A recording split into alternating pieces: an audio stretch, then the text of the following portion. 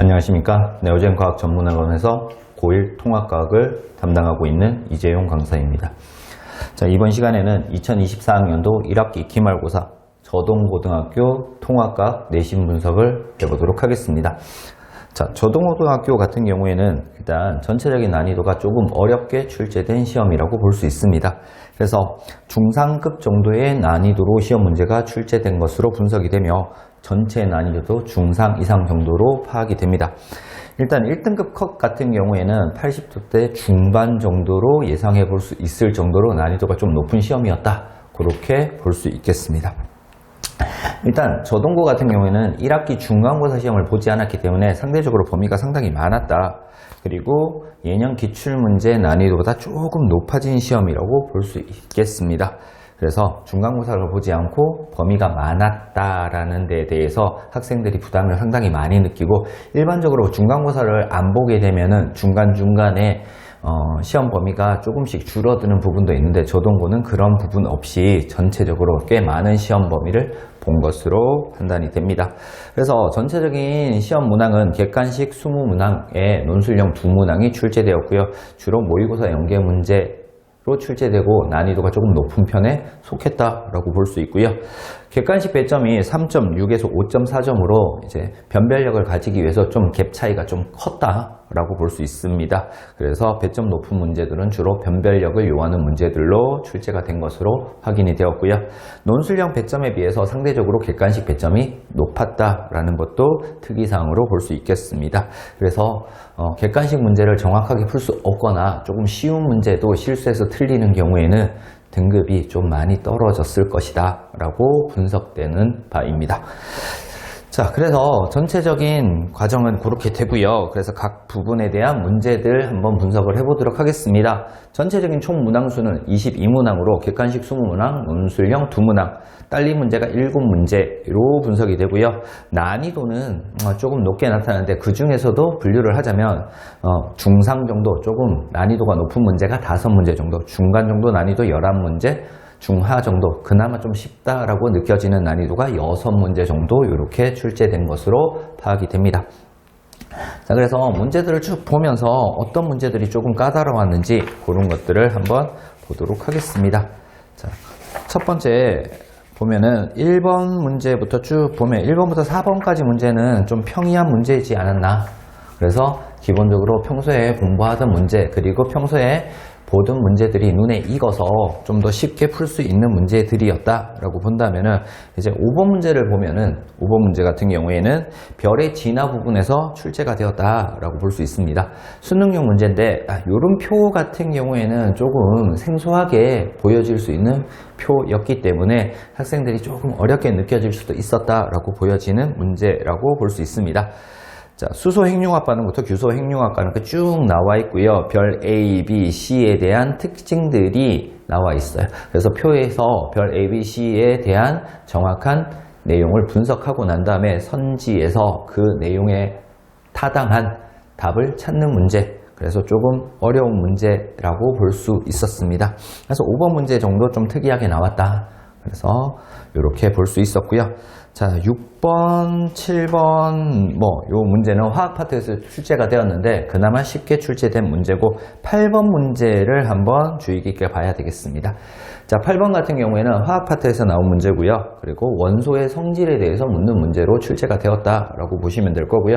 자, 2, 3, 6이 원소 A에서 D에 대한 자료이다 라고 나와 있어요. 원소 4가지에 대한 제시문에서 특징들을 쭉 설명을 해주고 있습니다. 그래서 그 특징들, 원소의 특징들을 정확하게 이해하고 알고 있어야지 A, B, C, D 원소가 무엇인지를 구별할 수 있고, 그리고 그 A, B, C, D 원소의 결합 방식, 이온 결합인지 공유 결합인지 화합물에 대한 특징까지 알아야지 문제를 풀 수 있는 그런 문제였다라고 볼 수 있습니다. 그래서 원소의 성질, 그리고 결합의 성질까지 좀 더 꼼꼼하게 알고 있어야지 풀 수 있는 문제였기 때문에 조금 난이도가 화학 문제 중에서 난이도가 조금 높은 문제였지 않나, 이렇게 분석이 됩니다.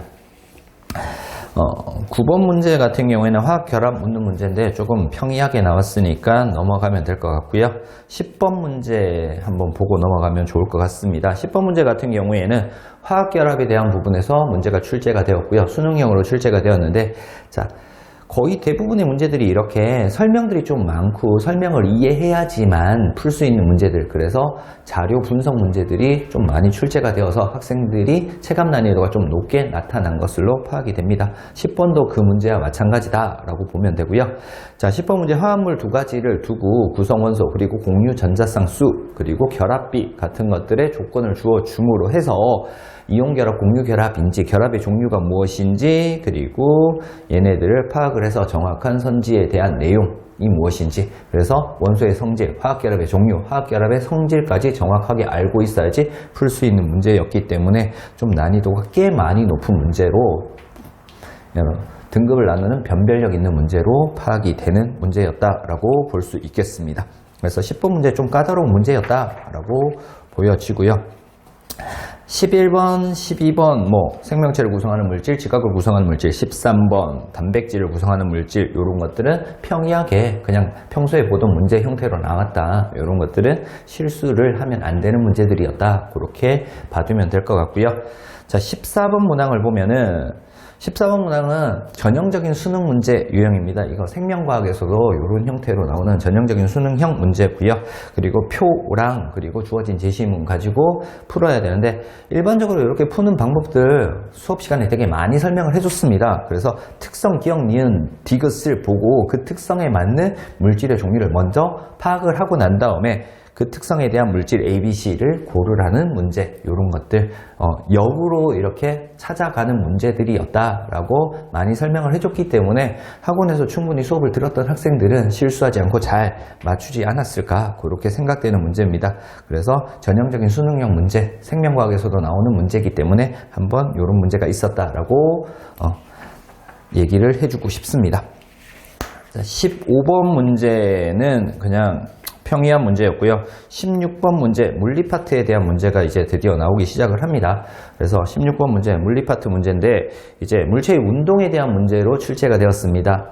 그림하고 그래프를 가지고 그림도 분석하고 그래프를 분석하는데, 지금 일반적으로 물리 문제, 다른 학교의 물리 문제 같은 경우에는 A와 B의 높이가 동일하게 나오고요. 하나는 자유낙하 운동, 하나는 수평방향으로 던진 물체의 운동으로 좀 평이하게 나올 수 있습니다. 늘 보던 문제. 근데 지금 저동고 시험 문제 26번 문제 같은 경우에는 A, B 높이가 지금 현재 다르게 나와 있고, A는 자유낙하 운동, B는 수평방향으로 던진 물체의 운동으로 나와 있기 때문에 정확하게 분석을 해야 됩니다. 그래서 이렇게 나와 있는 문제들은 좀 더 까다로운 문제다. 그래서 저동고에서는 물리 문제도 상당히 까다롭게 출제가 되었다라는 것들을 볼 수 있습니다. 그래서 한 번 더 생각을 해서 풀어야 되는 문제이기 때문에 16번 문제도 변별력이 꽤 높은 문제다라고 볼 수 있고요. 그래서 그림이나 그래프를 보고 분석을 하고 계산을 해서 서로 비교해서 풀어야 되는 문제들로 꽤 까다로운 문제였다라고 보여지는 문제였습니다. 그래서 16번 문제 이렇게 한번 확인을 해봤고요. 자, 이제 17번 문제를 보도록 하겠습니다. 17번 문제. 자, 17번 문제 같은 경우에는 마찬가지 물리 문제인데 운동량과 충격량에 해당하는 문제였습니다. 그래서 그림이랑 얘도 그래프가 나와 있죠. 그림이랑 그래프 보고 그림에서 주어진 조건, 그래서 그래프에서 주어진 조건들을 보고 운동량과 충격량 사이의 관계를 비교 분석하는 문제라고 보면 될 것 같고요. 얘도 평소 나오는 문제랑 조금 형태가 다른 문제, 평소에 주로 다루던 문제보다는 조금 다른 형태, 다른 유형의 문제였다. 근데 유형이 아예 다른 건 아니고 그냥 그동안 좀 꼼꼼하게 문제 유형들을 보고 풀었으면 충분히 풀 수 있는 문제이기 때문에 배점은 높지만 우리가 충분히 풀 수 있는 문제였다라고 볼 수 있습니다. 그래서 그림이랑 그래프 보고 분석하면서 계산하는 문제, 서로 비교하는 문제였다라고 보여지는 문제였습니다. 18번 문제는 생각보다 쉬운 문제인데, 18번 문제는 저 정도 봐줘야 됩니다. 문제 쭉 끝에 보면 단 떨어뜨리는 높이는 나가 가보다 높다라고 나와 있죠. 그래서 일반적으로 이런 자유낙하 운동에서 운동량과 충격량 묻는 문제에서는 같은 높이에서 떨어뜨리는 문제가 대부분 나오는데, 이 18번 문제는 높이가 다른 곳에서 출발을 했다라는 것들이 차이점으로 볼 수 있겠습니다. 자, 그리고 19번 문제를 보면은 19번 문제는 판의 경계 나와 있고요. 그리고 직권의 변화 문제입니다. 이것도 조금은 난이도가 있는 문제인데, 그림에서 지도에서 판의 경계 부분 A랑 B랑 C 나와 있고요. 판의 경계 부분 여기서 판이 대륙판인지 해양판인지도 좀 분석을 해야 되는 거고요. 그거에 따라서 오른쪽에 모식도를 보고 분류하는 것까지 정확하게 이해를 하고 있어야지 풀 수 있는 문제였습니다. 그래서 판의 경계에 따른 특성들을 정확하게 이해하고 분석하는 문제로 출제가 되어서 지구과학 파트에서는 조금 난이도가 있는 문제가 아니었나 그렇게 분석이 되어지는 부분입니다. 20호 문제는 그냥 평이한 문제였고요. 생각보다 서술형 문제는 어렵지 않게 출제가 되었다라고 보여지는 문제입니다. 논술형 문제 1번 같은 경우는 화학 파트, 그리고 2번 같은 경우에는 물리 파트에서 나왔는데 객관식 문제보다는 서술형 문제가 조금 쉽게 출제가 되어서 일단 서술형에 두려워하지 말고 서술형 문제를 먼저 풀고 난 다음에 객관식을 풀었으면은 조금은 유리하게 풀지 않았나 그렇게 생각이 드는 정도로 논술형 문제가 조금은 쉽게 출제가 되었다. 객관식 문제보다는 좀 쉽게 출제가 되었다라는 것을 볼 수 있습니다. 자, 그래서 일단은 기본적으로 1학기 기말고사 문제는 이렇게 출제가 되었다라고 볼 수 있고요. 상대적으로 다른 학교보다 문제 난이도가 조금 높게 출제가 되었습니다. 그래서 이제 2학기 시험 대비를 하기 위해서는 일단 학교 시험 학교 수업을 제대로 들어야 된다라는 거, 학교 수업 시간에 어떤 유형의 문제들을, 어떤 유형의 개념들을 설명해 주는가 좀 더 정확하게 듣고 그 개념이라든가 문제들, 유형들을 이해를 해야 된다라는 거 첫 번째로 볼 수 있고요. 두 번째는 기본적인 문제부터 차근차근 풀면서 개념을 숙지해야 된다라는 거, 그리고 세 번째는 모의고사나 수능형 문제들을 풀면서 다양한 유형의 문제를 접함으로 해서 내 실력을 조금 더 높여주는 그런 준비가 필요할 것이라고 보여집니다. 그리고 네 번째는 지금 현재 저동고 문제, 조금 어렵게 나온 이런 저동고 문제와 비슷한 유형, 비슷한 난이도의 다른 학교 기출문제를 통해서 우리의 실력을 마무리 잘 쌓아나가서 2학기 시험도 잘 볼 수 있도록 준비하는 것이 가장 중요한 내용인 것 같습니다. 자, 그렇게 해서 2학기 시험도 잘 준비할 수 있도록 최선을 다하겠고요. 이번 시간에 2024학년도 1학기 기말고사 저동고 통합과 내신 분석은 여기서 마치도록 하겠습니다.